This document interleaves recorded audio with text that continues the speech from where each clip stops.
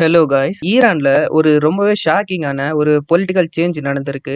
கண்ட்ரியோட most powerful பொசிஷனான supreme leader position இப்போ fill ஆயிருக்கு காய்ஸ். இது என்னன்னு பார்த்தீங்கன்னா, ஒரு ஃபாதர் கிட்ட இருந்து சன் கிட்ட போயிருக்கு. இது ஈரானோட ஹிஸ்டரியில ஒரு பெரிய டர்னிங் பாயிண்ட்னு கூட சொல்லலாம். Khamenei's successor was chosen. Who is he? Mojtaba Khamenei. Khamenei again? ரிப்போர்ட்ஸை படி பார்த்தா மொஜ்தபா கம்னேய் இப்போ ஈரானோட புதிய சுப்ரீம் லீடரா வந்திருக்காரு. இதுக்கு முன்னாடி இவரோட ஃபாதரான அயத்துல்லா அலி கம்னே தான் இருந்தாரு. ஈரான்ல பாத்தீங்கன்னா பிரசிடென்ட்டை விட சுப்ரீம் லீடர் தான் ரொம்ப பவர்ஃபுல். ஏன்னா அவங்க மிலிட்டரியை கண்ட்ரோல் பண்ணுவாங்க, ஜுடிஷியரியை கண்ட்ரோல் பண்ணுவாங்க, அண்ட் அது மட்டும் இல்லாம பாலிடிக்ஸ் எல்லாத்தையுமே இன்ஃப்ளூயன்ஸ் பண்ணுவாங்க. அந்த சுப்ரீம் லீடரை செலக்ட் பண்றது அசம்பிளி ஆஃப் எக்ஸ்பர்ட்ஸ்னு சொல்றாங்க. ஸோ இது ஒரு ரிலீஜியஸ் கவுன்சில்னு சொல்லலாம். சரி, விஷயத்துக்கு வரலாம். ஸோ யார் இந்த மொஜ்தபா கம்னேய்? மொஜ்தபா கம்னேய் பார்த்தீங்கன்னா ஆக்சுவலாக ஈரானோட தேர்ட் சுப்ரீம் லீடர்னு சொல்லலாம். ஸோ 8 மார்ச் 2026 இவர் வந்து பதவிக்கு வந்திருக்காரு. அது மட்டும் இல்லாமல் இவர் ஒரு 56 வயது ஒரு மிடில் ஏஜ்டு மேனுன்னு கூட சொல்லலாம். ரொம்ப பப்ளிக்கெல்லாம் தெரியாத ஒரு பர்சன். ஆனால் இவருக்கு பொலிட்டிக்கல் எக்ஸ்பர்ட் சொல்கிறது இல்லைன்னா, அவர் ஆல்ரெடி ஈரான் பொலிட்டிக்ஸில் பிஹைண்ட் த சீன்ஸ் இவரோட இன்ஃப்ளூயன்ஸ் நிறையவே இருக்குன்னு சொல்கிறாங்க. அது மட்டும் இல்லாமல் ஐஆர்ஜிசின்னு சொல்லப்படுற இஸ்லாமிக் ரெவல்யூஷன் கார்ட் கார்ப்ஸ் அவருக்கு ஸ்ட்ராங் கனெக்ஷன்ஸ் இருக்குன்னு சொல்லலாம்.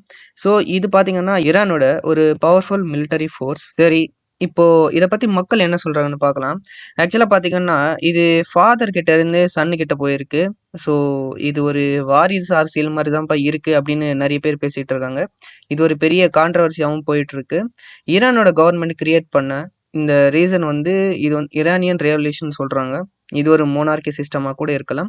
ஆனா நிறைய பேர் இதை வந்து எதிர்க்கிறாங்க. ஸோ மோனார்கி சிஸ்டம் ரிமூவ் பண்ணுங்க அப்படின்னு.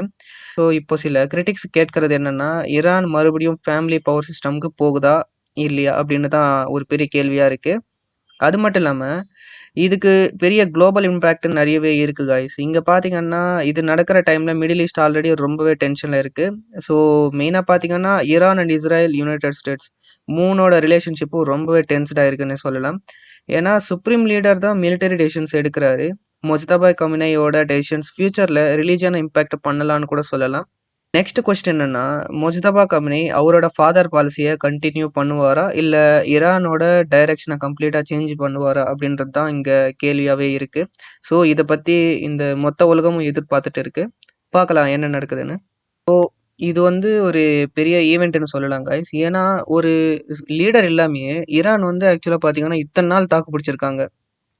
யுஎஸ் அண்ட் இஸ்ரேலுக்கு ஆப்போசிட்டா எத்தனையோ டிஸ்ட்ரக்ஷன் பண்ணி வச்சிருக்காங்க.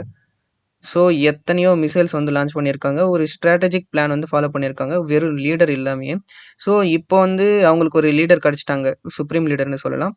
பட் இதுக்கப்புறம் என்ன நடக்க போகுதுன்றது தான் ஒரு பெரிய கேள்வியா இருக்கு.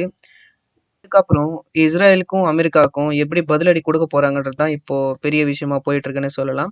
அது மட்டும் இல்லாம ஈரானோட முன்னாள் தலைவரான அயத்துல்லா அலி கமினை அவர் வந்து இறக்கறதுக்கு முன்னாடியே ஆக்சுவலா பாத்தீங்கன்னா ஒரு 6 மந்த்ஸ் முன்னாடி அவருக்கு தெரியும் இதெல்லாம் நடக்க போகுதுன்னு. ஸோ அவர் எல்லாத்தையுமே பிளான் பண்ணி வச்சுட்டாருன்னே சொல்லலாம் கைஸ். அவர் வந்து ஆக்சுவலா பாத்தீங்கன்னா ஒரு 3 பேரை வந்து செலக்ட் பண்ணி வச்சிருந்தாரு. ஸோ அந்த ஒரு 3 பேர்ல இருந்து தான் இவரு செலக்ட் பண்ணியிருக்காங்க. பார்க்கலாம் என்ன நடக்குதுன்னு.